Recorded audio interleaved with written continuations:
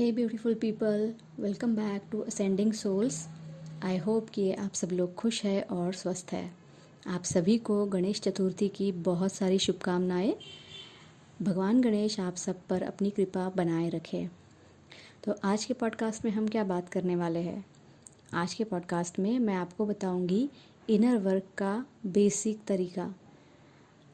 तरीका इसलिए क्योंकि ये बहुत ही सिंपल चीज़ें हैं जो हमें अपने लाइफ में बदलनी है। अपने जीवन में इन चीज़ों में बदलाव लाना है, हमें लाइफस्टाइल चेंजेस करने हैं। ठीक है, तो जब मैं कहती हूँ कि जब हम स्पिरिचुअल अवेकनिंग में होते हैं तो हमें माइंड, बॉडी और सोल को अलाइन करना होता है, बैलेंस में रहना होता है। तो हमें इनर वर्क भी तीनों पे करना पड़ेगा, माइंड, बॉडी और सोल। तो कैसे करना होता है माइंड, बॉडी और सोल का इनर वर्क? तो सबसे पहले मैं स्टार्ट करती हूँ बॉडी के इनर वर्क से। तो बॉडी का इनर वर्क करने के लिए आपको सबसे पहली बात, ज़रूरी बात क्या करनी है? एक्सरसाइज आपको स्टार्ट करनी है। बाहरी बॉडी के लिए आपको जो एक्सरसाइज करनी है वो किसी भी तरह का एक्सरसाइज आप कर सकते हैं, जैसे कि सूर्य नमस्कार कर सकते हैं, योगा कर सकते हैं, जुम्बा कर सकते हैं, जिम जा सकते हैं, घर में वर्कआउट कर सकते हैं, जो भी आपको अच्छा लगता है, लेकिन आपको स्टार्ट करना है। ये हो गया बाहरी बॉडी का। अब बॉडी के अंदर के जो चीज़ें होती है उनके लिए जो वर्कआउट है, जैसे कि ब्रीदिंग एक्सरसाइजेस आपको करनी है ताकि आप बॉडी के अंदर के भी टॉक्सिन्स जो है वो बाहर फेंक सको। तो उसके लिए आपको क्या करना है? कपालभाति करना है, प्राणायाम, और नाड़ी शुद्धि प्राणायाम करना है। नाड़ी शुद्धि प्राणायाम क्यों करना है आपको? वैसे तो हमारे बॉडी में 72,000 नाड़ियाँ हैं और सब नाड़ियों को एक साथ हम क्लीन नहीं कर सकते हैं, लेकिन जो 3 मेन नाड़ियाँ हैं हमारी बॉडी में वो है ईड़ा, पिंगला और सुषुम्ना नाड़ी। ईड़ा नाड़ी जो होती है उसे हम चंद्र नाड़ी कहते हैं, पिंगला नाड़ी को सूर्य नाड़ी भी कह सकते हैं। ईड़ा नाड़ी जो होती है वो इमोशनल, सेंटिमेंटल ब्रेन को डोमिनेट करती है, और पिंगला नाड़ी जो होती है वो लॉजिकल ब्रेन को डोमिनेट करती है। तो जब ये दोनों नाड़ियों में इम्बैलेंस हो जाता है तो या तो आप बहुत ज़्यादा इमोशनल हो जाते हैं या तो आप बहुत ज़्यादा प्रैक्टिकल हो जाते हैं। तो दोनों में बैलेंस रखना ज़रूरी होता है। और जब आप नाड़ी शुद्धि प्राणायाम करते हैं रेगुलर प्रैक्टिस, तो आपकी वो दोनों नाड़ियाँ बैलेंस में रहती है।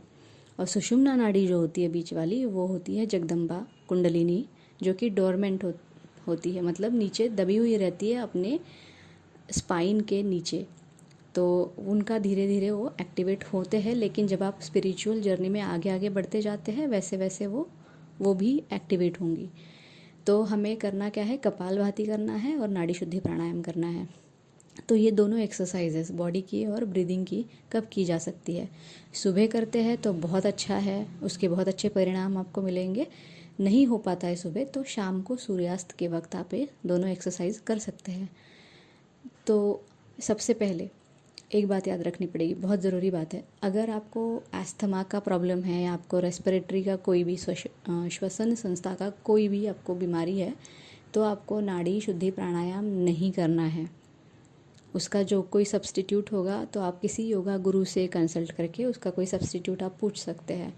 ठीक है, ये हो गया। फिज़िकल एक्सरसाइज से आपको क्या फ़ायदा होने वाला है? आपकी बॉडी में जितने भी टॉक्सिन्स हैं आप उनको बाहर फेंक दोगे, तो आपका बॉडी ठीक से काम करने लगेगा। आपकी जितनी भी बीमारियां होंगी वो धीरे धीरे ठीक होने लगेंगी। आप हेल्दी रहेंगे। आप हेल्दी रहेंगे तो आप पॉजिटिव चीज़ें भी सोचेंगे। तो ये हो गया बॉडी का इनर वर्क। तो ये आपको रेगुलरली करना है, मिस नहीं करना है इसको। हफ्ते में 1 दिन आराम ले सकते हैं आप, बाकी के 6 दिन आपको ये रोज़ करना है। ठीक है, अब हम बात करते हैं सोल के इनर वर्क की। सोल के इनर वर्क का बहुत ही बेसिक तरीका है और वो है मेडिटेशन। मेडिटेशन इसलिए क्योंकि मेडिटेशन ही एक ऐसी चीज़ है जिसमें हम अपने सोल से कनेक्ट हो पाते हैं। तो मेडिटेशन कैसे करना है, कब करना है, ये जानते हैं। मेडिटेशन करने का कोई टाइम नहीं है, आप कभी भी कहीं पे भी मेडिटेशन कर सकते हैं। और मेडिटेशन एग्जैक्टली करना कैसा है ये मैं आपको नेक्स्ट पॉडकास्ट में समझाऊंगी। तो मेडिटेशन जो होता है वो आपको सुबह कर सकते हैं या आप शाम को कर सकते हैं, बीच में आपको कभी टाइम मिलता है कर सकते हैं। और मेडिटेशन स्टार्ट कैसे करना है? 5 मिनट से स्टार्ट करना है। पहले दिन 5 मिनट करिए, दूसरे दिन 5 मिनट, ऐसे 4-5 दिन, कम से कम 4 से 5 दिन आपको 5 मिनट ही करना है। उसके बाद धीरे धीरे बढ़ाना है, उसमें 5 मिनट और ऐड करते जाइए। ऐसे धीरे धीरे आप बढ़ा के मेडिटेशन का टाइम आगे बढ़ा सकते हैं। तो मेडिटेशन आपको रोज़ करना है, ये भी स्किप नहीं करना है ना। तो आपको करना क्या है, अब आपको एक्सरसाइज करनी है बॉडी की। एक्सरसाइज आपको करनी है 30 मिनट्स रोज़, आधा घंटा कम से कम। उसके बाद आपको प्राणायाम करने हैं, कपालभाति और नाड़ी शुद्धि प्राणायाम। उसके बाद आपको रोज़ 5 मिनट का मेडिटेशन करना है, ठीक है। ये हो गया बॉडी और सोल का। अब करते हैं माइंड के इनर वर्क की बात।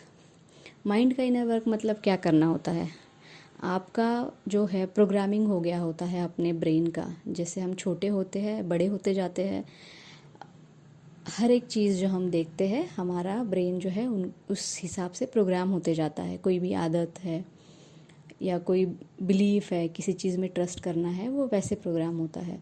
तो अब हमें प्रोग्रामिंग चेंज करनी है।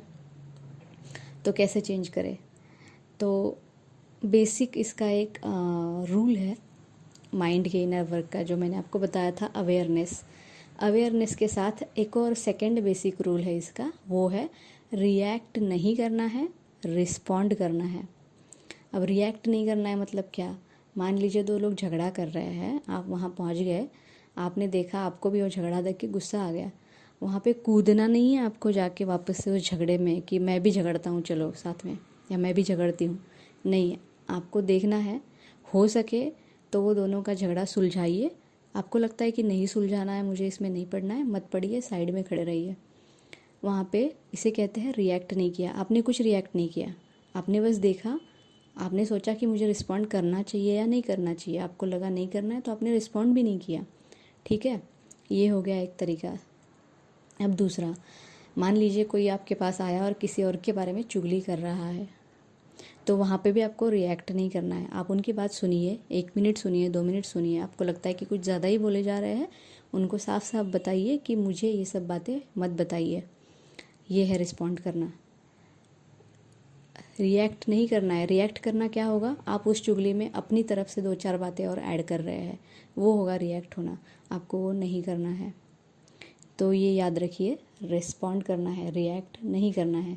इससे क्या होगा, जब भी आप किसी को कुछ बोलने जाएंगे, जब भी आप किसी पे गुस्सा करेंगे, तो एवरी टाइम आप जब ये रूल याद रखोगे कि मुझे रिएक्ट नहीं होना है, तो आप रिएक्ट नहीं होंगे। इससे क्या होगा, आपकी एनर्जी बच जाएगी, आप बहुत सारी नेगेटिव बातें बोलने से बच जाएंगे, आपका पीस ऑफ माइंड भी इंटैक्ट रहेगा, मतलब आपकी जो शांति है, मन की शांति, वो भी बनी रहेगी, ठीक है। तो रिएक्ट नहीं करना है। और ये कैसे करना है और कब करना है, ये रिएक्ट नहीं करने वाला रूल, ये आपको दिन के 24 घंटे याद रखना है, मुझे रिएक्ट नहीं करना है, ठीक है। ये हो गया basic inner work, mind, body और सोल का। आपको ये रोज़ करना है। कितना टाइम लगेगा इस इनर वर्क को करने में, सुबह की एक्सरसाइज आधे घंटे की, 5 मिनट का मेडिटेशन और 5 मिनट की ब्रीदिंग एक्सरसाइज, दोनों भी, तो मतलब हो गए टोटल 10 मिनट। 45 मिनट्स आपको रोज़ निकालने हैं आपके दिन में। आपका जो भी शेड्यूल होगा उसमें से 45 मिनट आप निकालिए और आपको ये रोज़ करना है। तो आपको धीरे धीरे आपकी लाइफ में जो चेंजेस है वो दिखने लगेंगे। बहुत सारे पॉजिटिव चेंजेस आते हैं, बहुत सारी चीज़ें मैनिफेस्ट होने लगती है। मैनिफेस्ट मतलब आपकी कोई विश थी, बहुत दिनों से आपके दिमाग में चल रही थी, आपको पता चलेगा कि मेरी ये विश तो पूरी हो गई, मुझे कुछ करना नहीं पड़ा। क्यों पूरी हो गई, क्योंकि आप अंदर से साफ़ हो गए हैं, आप अंदर से बैलेंस हो गए हैं, सारा कचरा जो था वो निकल गया है।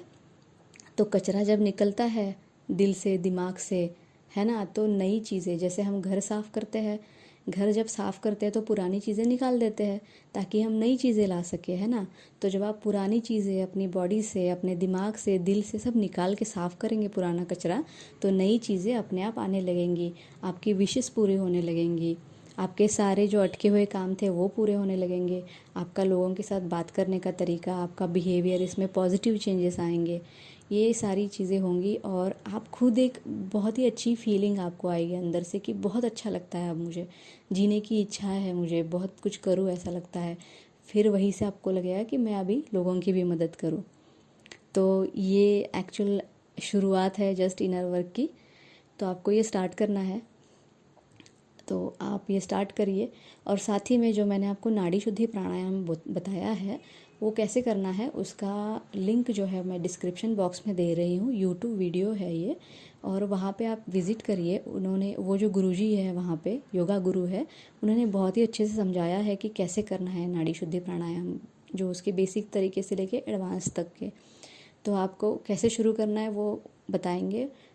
आप वैसे नाड़ी शुद्धि प्राणायाम स्टार्ट करिए। कपालभाति आपको सबको पता है, आपको नहीं पता है तो उसका भी वीडियो आपको यूट्यूब में मिल जाएगा, चाहे तो मैं लिंक डाल देती हूँ। साथ ही में मैं डिस्क्रिप्शन बॉक्स में अभी मैंने आपको जो जो बातें समझाई है शेड्यूल की, वो सारी भी मैं डाल दूँगी। ठीक है, तो स्टार्ट करिए आप अपना इनर वर्क। और आपका क्या एक्सपीरियंस रहा है इनर वर्क स्टार्ट करने के बाद, मेरे साथ आप शेयर कर सकते हैं, कमेंट कर सकते हैं, मुझे मेल कर सकते हैं।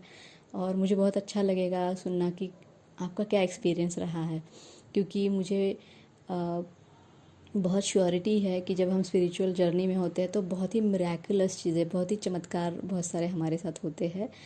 तो ज़रूर शेयर कीजिएगा, ठीक है। तो आज के पॉडकास्ट में बस इतना ही।